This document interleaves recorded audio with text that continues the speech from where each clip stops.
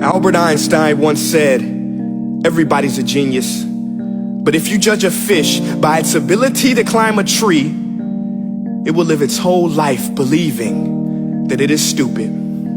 Ladies and gentlemen of the jury, today on trial we have modern day schooling. Glad you could come. Not only does he make fish climb trees, but also makes them climb down and do a 10-mile run. Tell me, school, are you proud of the things you've done?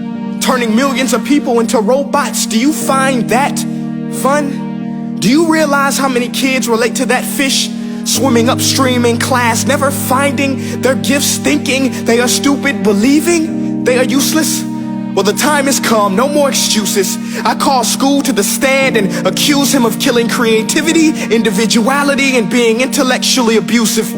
He's an ancient institution that has outlived his usage. So, Your Honor, this concludes my opening statement, and if I may present the evidence of my case, I will prove it. Proceed. Exhibit A. Here's a modern day phone. Recognize it? Here's a phone from 150 years ago. Big difference, right? Stay with me. Here's a car from today, and here's a car from 150 years ago.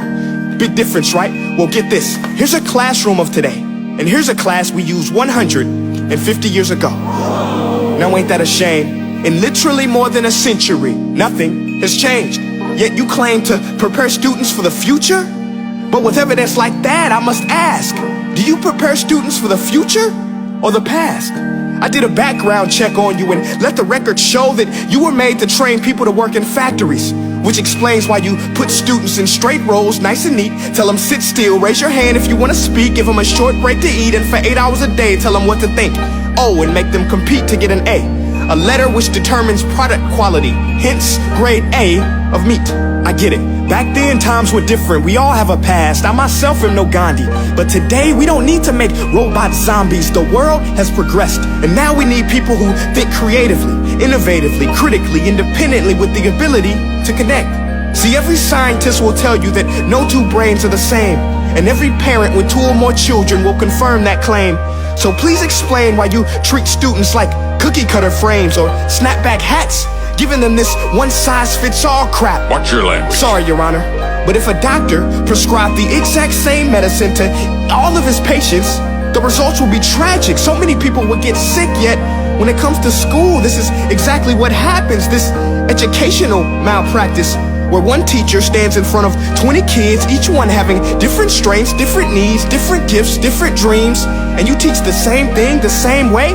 That's horrific. Ladies and gentlemen, the defendant should not be acquitted. This may be one of the worst criminal offenses ever to be committed. And let's mention the way you treat your employees. Objection. Overruled. I want to hear this. It's a shame. I mean, teachers have the most important job on the planet, yet they're underpaid? No wonder so many students are short-changed.